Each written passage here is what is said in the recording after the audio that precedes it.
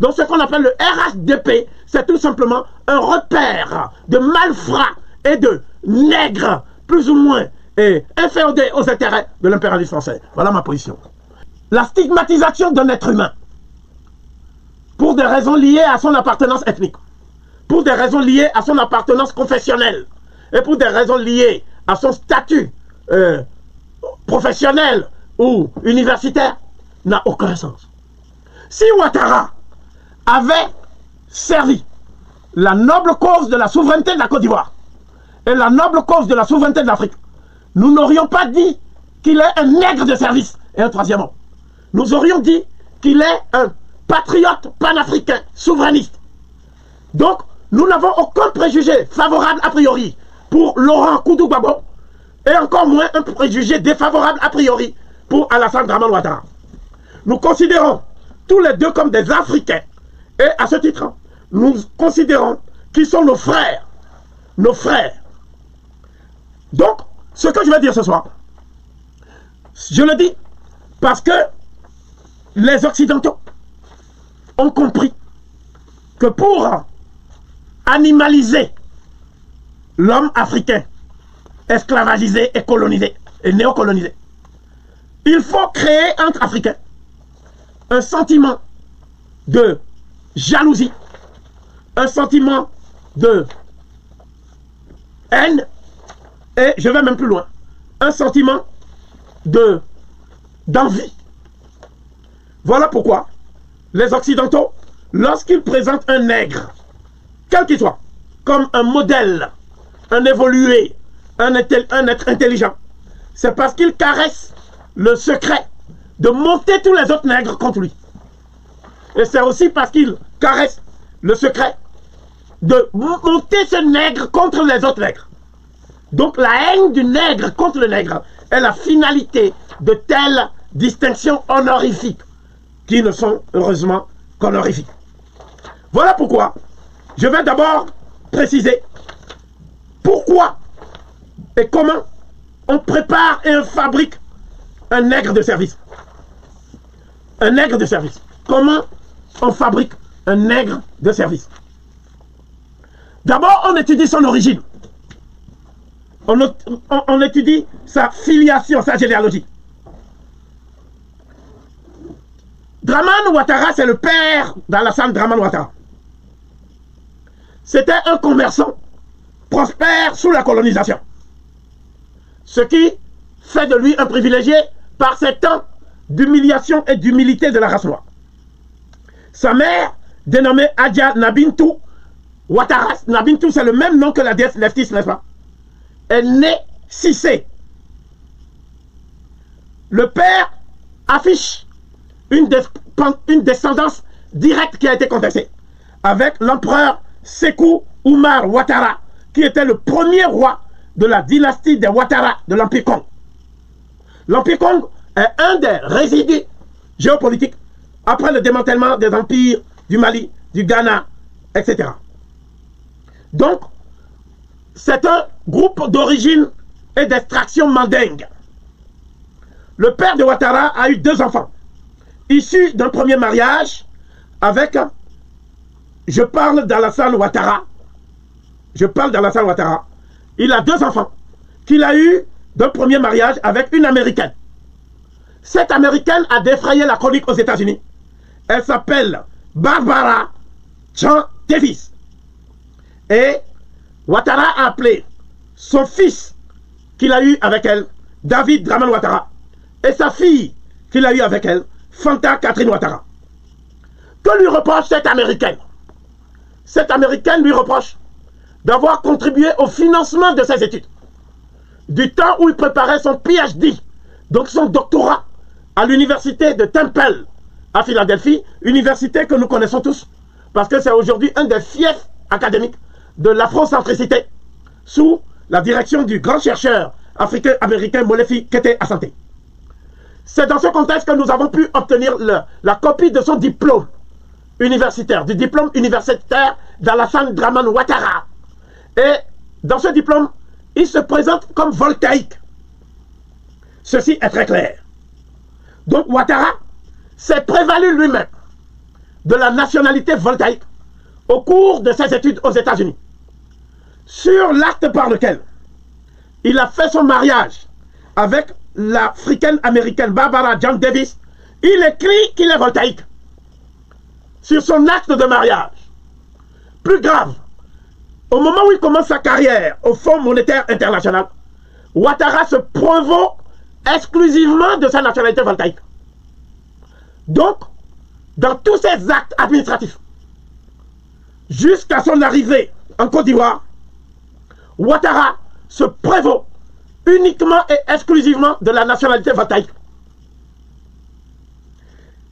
Il se sépare dans des conditions qui relèvent, selon moi, de la lâcheté de cette noire américaine qui a financé ses études et son train de vie. Et il rencontre, en 1945, Dominique Louvian, qui est une femme d'affaires d'origine israélienne, qui, à l'époque, gérait les propriétés immobilières du président Félix Houphouët-Boigny. Et aussi, on oublie souvent de dire, les propriétés immobilières et foncières du président Omar Bongo Ondimba. Elle a donc créé son propre groupe immobilier, AICI. Mais avant de rencontrer Ouattara, cette femme s'était signalée d'abord par son intimité douteuse avec le président Houphouët-Boigny. Il y a à ce sujet beaucoup de témoignages directs de personnes qui les ont connus, et notamment de celui qui a fondé le RDR, le Rassemblement des Républicains, parti sur lequel Alassane Dramane Ouattara va faire l'OPA après la mort suspecte du fondateur. Nous reviendrons là-dessus. Quand on dit mort suspecte, c'est que les hypothèses tendent vers un empoisonnement. Donc, cela veut dire quoi? Cela veut dire que Frédéric Gramel, qui est le biographe officiel de Félix Houphouët-Boigny, dans son ouvrage intitulé Félix Houphouët-Boigny, l'épreuve du pouvoir, aux éditions Serap à Cartala, il oublie de dire les liens qui existaient entre cette femme d'affaires, entre guillemets, qui ne sait faire que des affaires, et le président Houphouët-Boigny lui-même. L'épouse du président Houphouët-Boigny, Thérèse Houphouët-Boigny, se plaindra à maintes reprises des rumeurs qui courent dans le palais sur la liaison intime entre Houphouët-Boigny et Dominique Louvian. Dominique Louvian avait un ancien époux qui s'appelait Folourou. Elle a eu un fils qui est aujourd'hui un des hommes d'affaires les plus prospères de la Côte d'Ivoire, même s'il réside officiellement à Londres, en Grande-Bretagne. Et cela veut dire quoi? Cela veut dire que cette dame, elle a capté les ressources financières aussi bien de la Côte d'Ivoire que du Gabon. C'est ça l'origine de sa fortune personnelle, qui est astronomique, selon un ouvrage qui est paru récemment de Bernard Houdin, intitulé « Les Ouattara, une imposture ivoirienne ». Quoi qu'il en soit, il faut savoir que cette même femme était une amie, entre guillemets, de Jean-Christophe Mitterrand, donc le fils de Mitterrand qu'on appelait Papa Madi, c'est son surnom, et qui gérait la coopération dans le cadre de la France-Afrique avec les pays africains, sous un gouvernement socialiste, autoproclamé. Et aussi avec Martin Bouygues, de là l'implantation du groupe Bouygues en Côte d'Ivoire, où le groupe Bouygues fait ses meilleures affaires en Afrique subsaharienne. Dominique Louvian a eu non seulement ce fils, qui est devenu très important en Côte d'Ivoire, c'est une éminence grise, mais elle a eu aussi, un autre enfant d'un précédent mariage. Ouattara va prendre cette femme à la réputation sulfureuse au niveau des mœurs, parce que cette femme a d'abord flirté avec un certain Bamba, qui était effectivement quelqu'un de très influent à l'époque. Elle a flirté avec le gouverneur Fadiga, qui était un des grands fonctionnaires, hauts fonctionnaires de la Banque centrale des États de l'Afrique de l'Ouest, et qui a probablement aidé Ouattara à faire son atterrissage réussi en Côte d'Ivoire, parce que Ouattara était en fait à Dakar, au Sénégal, et c'est de là qu'il se verra confier une mission très spéciale en Côte d'Ivoire.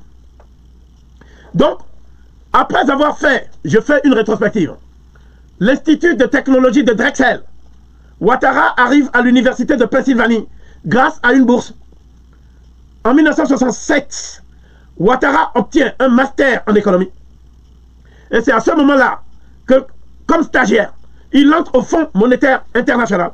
Et l'année suivante, il poursuit ses études et obtient un doctorat d'État en sciences économiques, un PhD en sciences économiques, en 1972.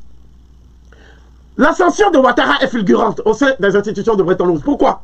Parce que dès 1973, c'est-à-dire un an seulement après l'obtention de son doctorat, il est déjà un cadre dirigeant de la Banque centrale des États de l'Afrique de l'Ouest sur recommandation des autorités américaines.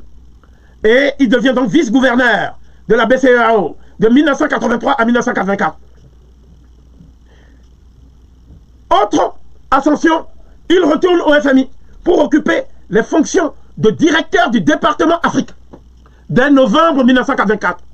Et c'est après qu'il devient lui-même, seulement en 1988, 4 ans après, ce qui est exceptionnel comme plan de carrière, gouverneur de la BCEAO.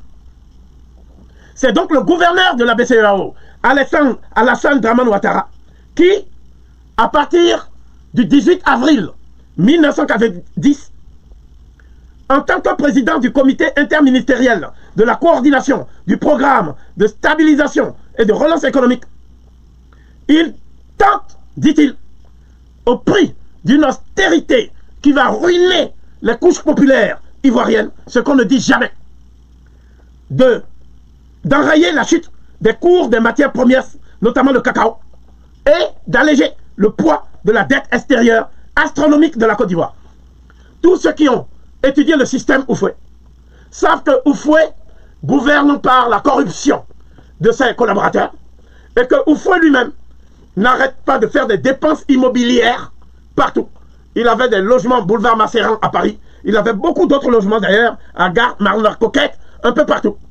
Et Houphouët, en très peu de temps, est devenu l'homme le plus riche de l'Afrique de l'Ouest. Sa cassette personnelle lui permet maintenant de corrompre aussi les dirigeants politiques français, quelle que soit leur couleur idéologique. D'ailleurs, un des points que nous devons souligner dans ce cours de géopolitique et de géostratégie que je donne ce soir, c'est que, quelles que soient les tendances partisanes et idéologiques, les dirigeants français considèrent que c'est l'Afrique et le précaré, leur précaré en Afrique, qui doit financer leur parti politique, qui doit financer leur train de vie personnel et qui doit financer aussi leur projet en Afrique, c'est-à-dire la captation des ressources africaines sans pour autant payer des impôts. Donc ce sont les seuls qui font des affaires en Afrique, y compris Martin Bouygues, y compris Bolloré, sans payer d'impôts. Donc cette situation va durer jusqu'à la mort du Houphouët-Boigny en 1993. Je rappelle que la Côte d'Ivoire est devenue formellement et juridiquement indépendante en août 1960. Donc entre 1960 et 1993, les choux gras du commerce en Côte d'Ivoire n'ont coûté à ceux qui ont tiré des profits financiers mirifiques de la Côte d'Ivoire aucun sou sur le plan fiscal. Et cela a constitué un manque à gagner évident pour la Côte d'Ivoire. Donc, à partir du moment où Ouattara obtient, par un chantage, qui ne dit pas son nom, parce qu'on dit à Houphouët-Boigny, si tu veux que la Banque mondiale et le Fonds monétaire international te prêtent de l'argent pour non seulement maintenir le train de vie de l'État, mais éviter des révoltes populaires dans le pays, puisqu'il y a une paupérisation accélérée de la population, il faut que tu nommes Alassane Dramane Ouattara Premier ministre. Or, le poste de Premier ministre n'existait pas. À l'époque, c'était d'abord Philippe Yassé, qui était le dauphin constitutionnel, c'est-à-dire qui, en cas de vacance du pouvoir, devait devenir président, en sa qualité de président de l'Assemblée nationale, avant d'être délogé par Henri Konan Bédié, qui est devenu lui-même dauphin constitutionnel. Donc le problème de Ouattara, en tant que technocrate parachuté du FMI vers la Côte d'Ivoire, c'était d'abord de contrôler l'appareil d'État de la Côte d'Ivoire. Houphouët-Boigny lui avait dit, compte tenu du fait que tu n'es pas ivoirien, donc ça confirme ce que je disais, c'est-à-dire les documents qu'il a fournis pour devenir Premier ministre de la Côte d'Ivoire, montrent qu'il n'est pas ivoirien. il était voltaïque. Jusqu'en 1990. Ceci constitue un point capital que la plupart des biographes, qui ne sont pas des biographes de Ouattara, mais qui sont tout simplement des propagandistes apologétiques de Ouattara, passent sous silence pudiquement. Quoi qu'il en soit, c'est en Côte d'Ivoire et en Côte d'Ivoire seulement que quelqu'un qui n'est pas ivoirien peut être Premier ministre. Donc quand on parle de Houphouët-Boigny et qu'on dit qu'il est un traître et un félon, il faut tempérer en disant que Houphouët-Boigny a reçu beaucoup d'Africains et leur a donné des postes très importants. Certains sont entrés même dans sa belle famille. Je citerai 2 cas. Le premier, c'est un Dahoméen, un Béninois maintenant on dit, Simplice Zinsou, qui a même épousé un des enfants de Houphouët-Boigny et qui est un des patrons d'un des clubs les plus influents de la Côte d'Ivoire. Bien sûr, au moment des élections présidentielles, il a choisi de voter pour Laurent Gbagbo. Deuxièmement, il y a la famille Thiam, qui est venue du Sénégal. Et effectivement, le fameux grand banquier Tidjane Thiam, qui est en train de retourner en Côte d'Ivoire en ce moment, après avoir été débarqué, le mot n'est pas fort, de la banque suisse qu'il gérait avec succès jusque-là. Et certains parlent de lui comme un recours éventuel en cas de problème post-électoraux encore en Côte d'Ivoire. Quoi qu'il en soit, il bénéficie du soutien du MEDEF, il bénéficie du soutien du FMI, il bénéficie du soutien de la Banque mondiale et a le profil du technocrate qui peut venir pour mettre les politiciens carriéristes d'accord entre eux. Le fait est que Tidjane Thiam, qui est maintenant ivoirien, fait partie de ceux qui ont été intégrés par la bonne volonté d'Houphouët dans le Sérail. Il y a aussi un Guinéen, Sidia Touré, qui a été intégré de la même manière et qui est rentré en Guinée où il a brigué le poste de président de la République. Et il fait partie actuellement de ce qu'on appelle l'opposition timorée arc-en-ciel. Donc, ce que je veux dire par là, c'est que Alassane Dramane Ouattara va devenir en 1990, c'est-à-dire Premier ministre. Donc, à la tête du gouvernement ivoirien, puisqu'il est nommé le 7 novembre 1990, à la tête du gouvernement ivoirien, il aura un rôle particulier, c'est celui de faire le suivi du programme d'ajustement structurel. La Côte d'Ivoire se trouve ainsi être un des premiers pays soumis au traitement de rigueur des PAS, les programmes d'ajustement structurel. Le Bénin connaîtra un destin similaire. Et quoi qu'il en soit, ce que je veux dire, c'est que les questions auxquelles je vais répondre ce soir, questions que se posent beaucoup d'Africains, questions qui sont restées sans réponse jusqu'ici, ces questions vont permettre de clarifier le rôle d'Alassane Dramane Ouattara et de faire son bilan, d'esquisser son bilan de 1990 à nos jours, de novembre 1990 à nos jours, c'est-à-dire en 2020. La première des évidences, c'est que nous devons répondre à la question de savoir qui a parachuté Ouattara en Côte d'Ivoire. Et pourquoi? Parce qu'il n'est pas devenu Premier ministre par hasard. Il est devenu Premier ministre parce qu'il a été adoubé. Et quand on est adoubé, qu'on est Premier ministre, c'est qu'on a un rôle qui vous est dévolu. Donc, c'est la première question. La deuxième question, c'est pourquoi, malgré son rôle de technicien technocrate, apolitique, c'est ce que lui avait dit formellement Houphouët-Boigny, Ouattara a-t-il suscité la rédaction de la charte du Grand Nord pour commencer à dire que les populations du Nord sont discriminées par celles du Sud, du Centre, de l'Est et de l'Ouest, et que ces populations risquent de se détacher par des velléités sécessionnistes de la Côte d'Ivoire. Il est reconnu aujourd'hui que Ouattara est celui qui a inspiré la charte sécessionniste du Grand Nord. Ensuite, Ouattara est l'homme qui a créé les cartes de séjour. Pour quelqu'un qui est accusé d'être étranger, je trouve que prendre pour cible les étrangers africains, parce que j'attire votre attention sur le fait que les expatriés et apatrides français de souche, eux, ils ont des passeports diplomatiques. Et on leur donne la nationalité ivoirienne par décret.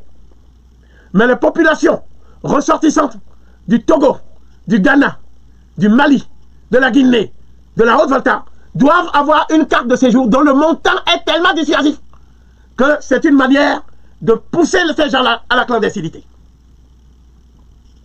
Troisièmement, Ouattara va maintenant budgétiser les dépenses somptuaires de l'État ivoirien. Donc la dette de la Côte d'Ivoire va exploser par 2, va doubler en moins de 3 ans. La dette de la Côte d'Ivoire va doubler en moins de 3 ans. Et qui sont les bénéficiaires de cette dette? Le FMI, la Banque mondiale, la France, le Club de Paris, la City de Londres et aussi le centre boursier d'Haïfa en Israël. Donc Ouattara fait ce qu'on appelle un retour à l'envoyeur. C'est-à-dire ceux qui lui ont permis d'avoir ces hautes fonctions, il leur donne tous les marchés. Donc les marchés sont octroyés sans appel d'offres de la part de quelqu'un qui se dit économiste. Donc ce sont là des méthodes, excusez-moi, mafieuses.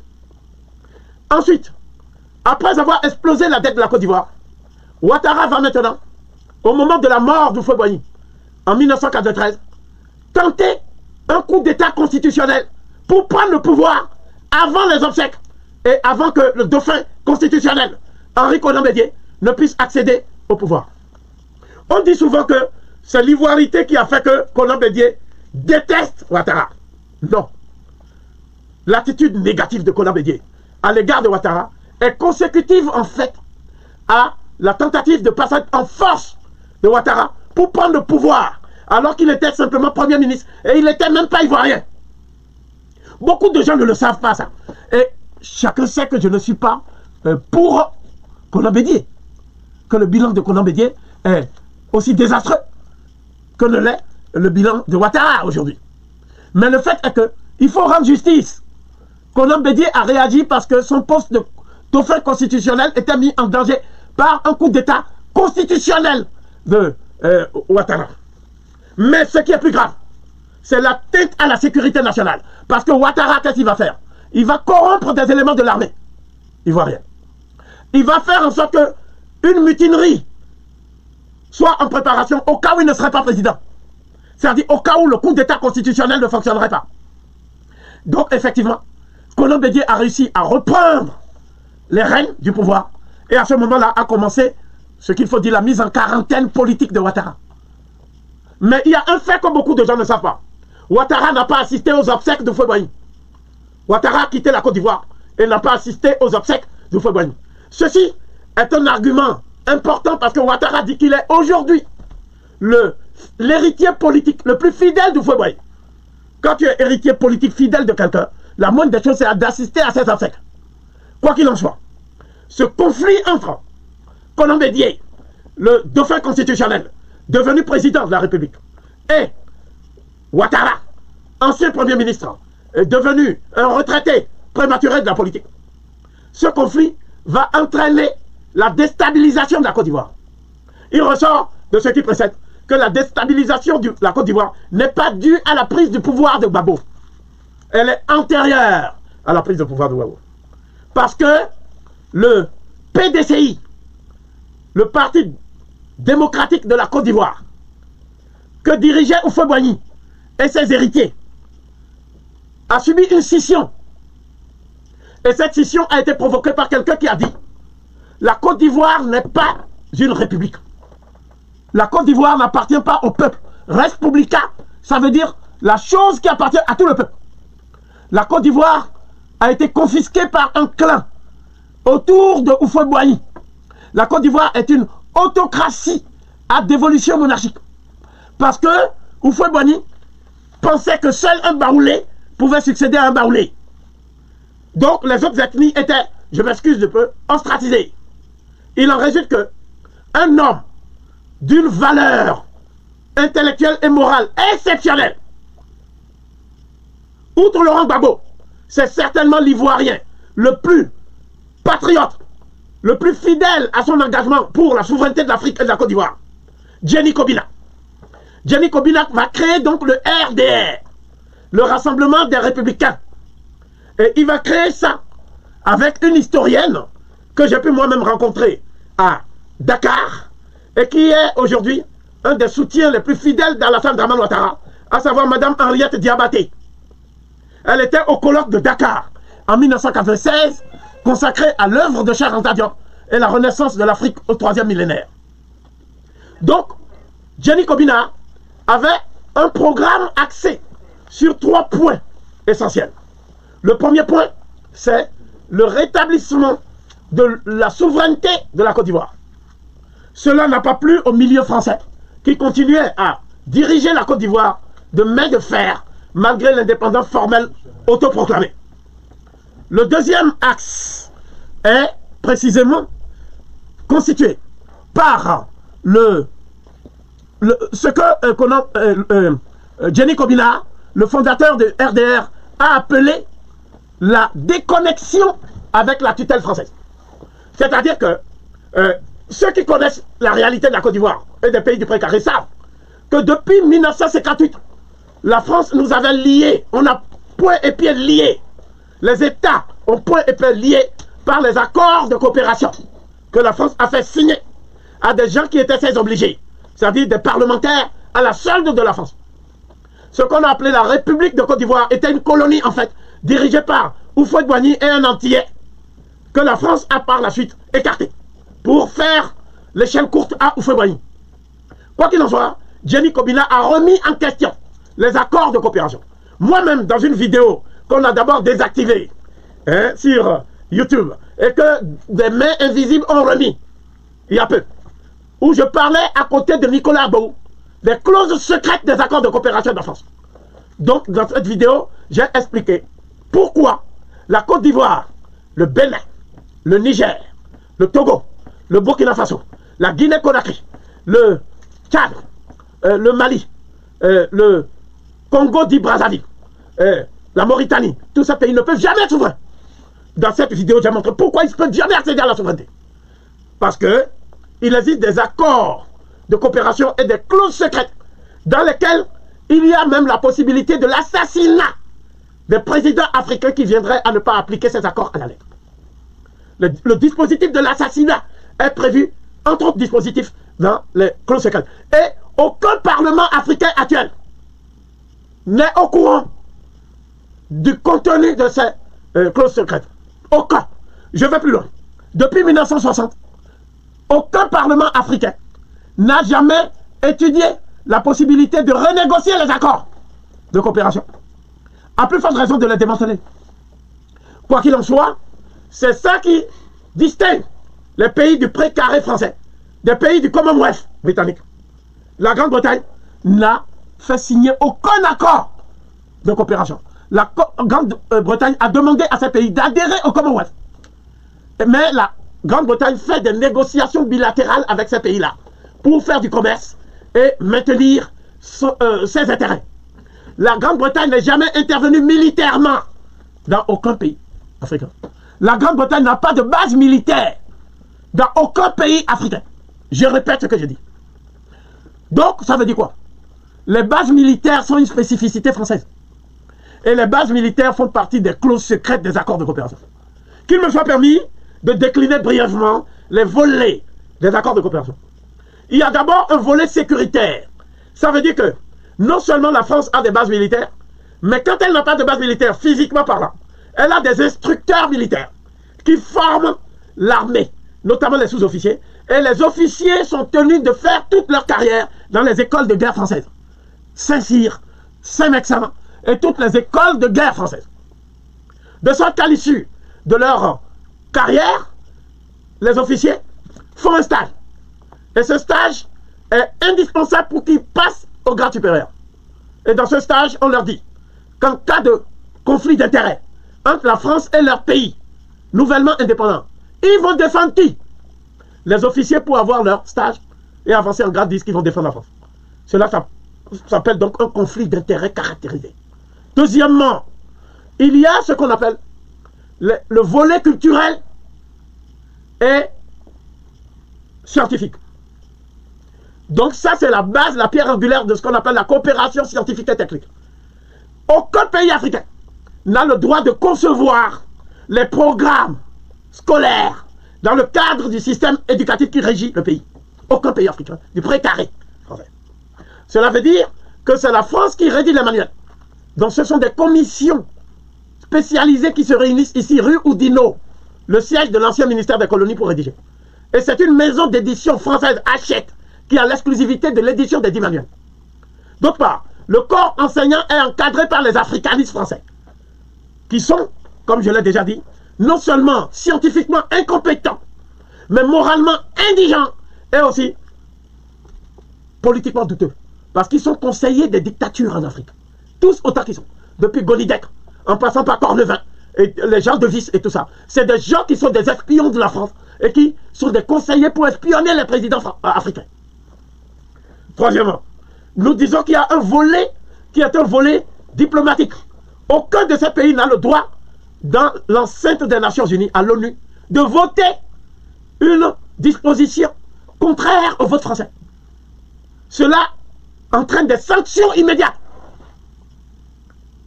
Ensuite, ces pays n'ont pas le droit d'avoir des institutions culturelles comme des centres culturels africains ou béninois ou togolais.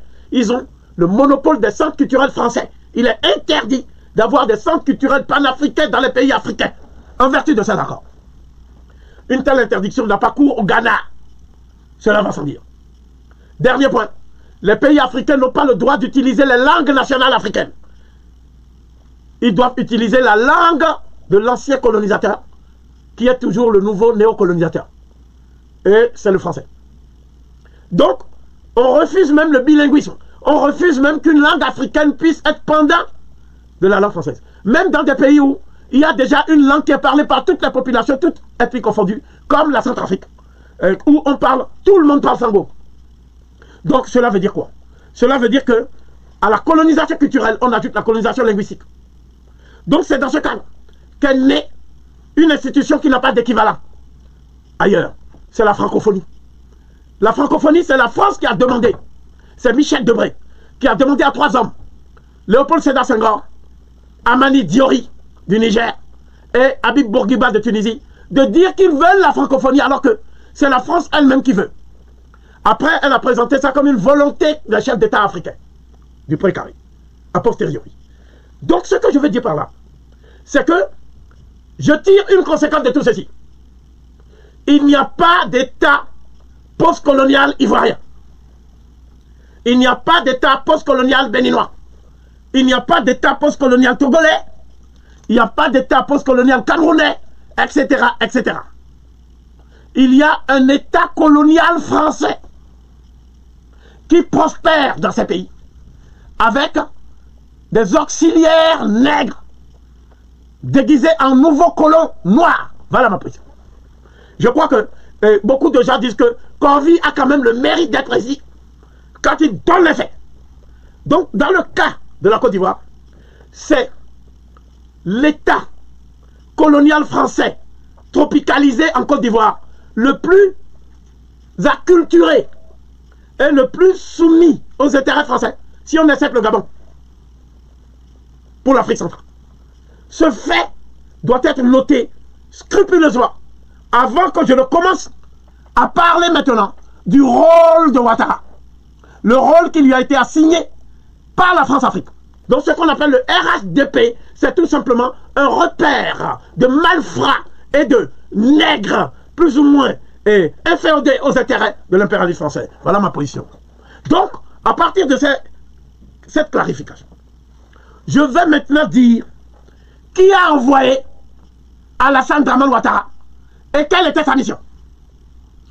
Voici les 4 personnes qui ont envoyé Alassane Dramane Ouattara pour faire un hold-up sur la Côte d'Ivoire et pour empêcher le déverrouillage stratégique qui devait permettre un amarrage de la Côte d'Ivoire au Ghana afin que nous ayons un marché commun de l'Afrique de l'Ouest.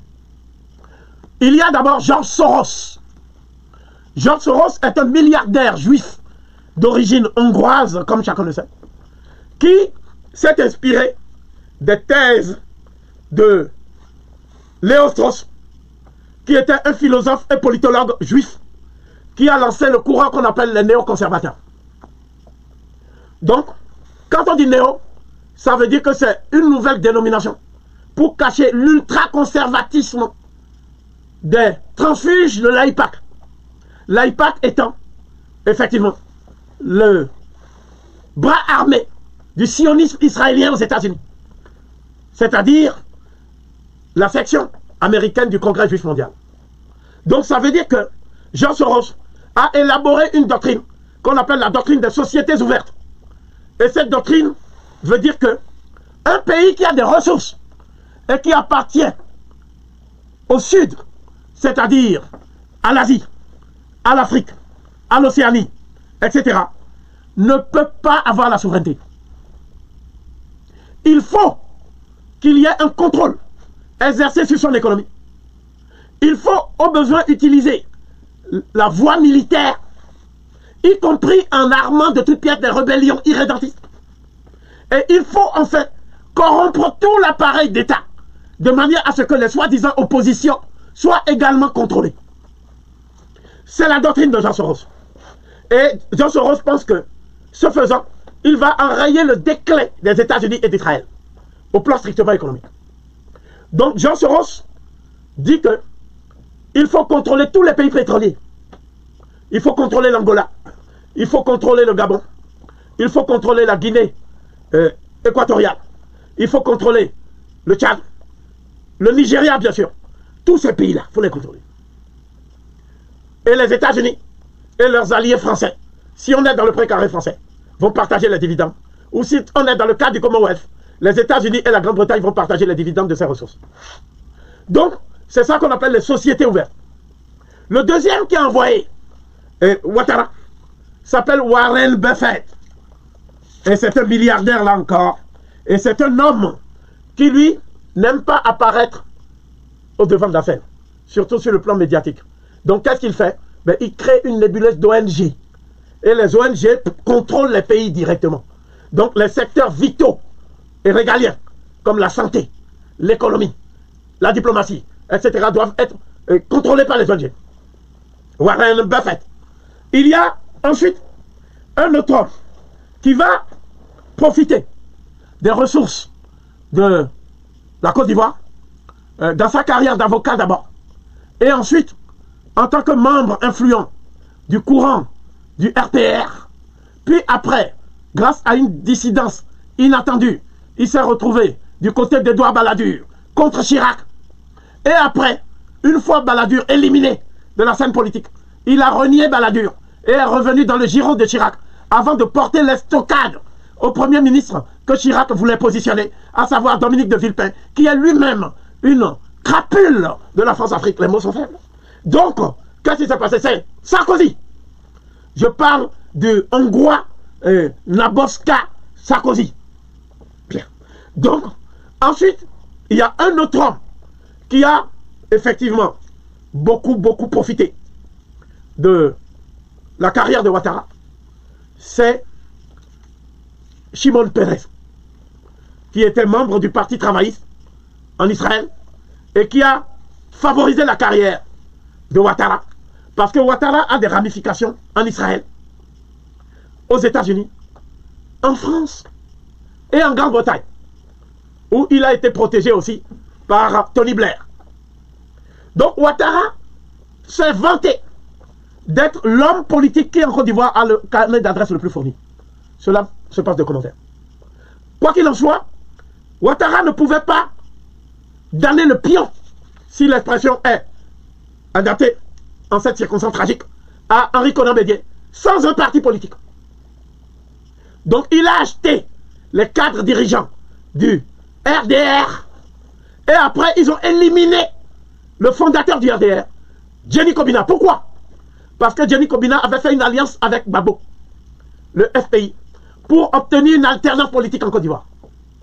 Donc cette alliance, une fois l'OPA de Ouattara réussi, ne sera jamais renouvelée. Et pour cause. Parce que Ouattara n'a jamais inscrit dans son programme la souveraineté de la Côte d'Ivoire sur aucun plan. Et cela est connu. Lui-même a fait un discours célèbre où il a dit qu'il est anti-souverainiste, mais qu'il est mondialiste. Donc ça veut dire tout. Aujourd'hui, la contradiction dans le système mondial, ce n'est pas entre le capitalisme et le communisme, c'est entre le mondialisme et le souverainisme. Tous les États souverainistes, on a fait la guerre. Quand ce sont des États d'Asie, d'Amérique, d'Océanie, etc., etc.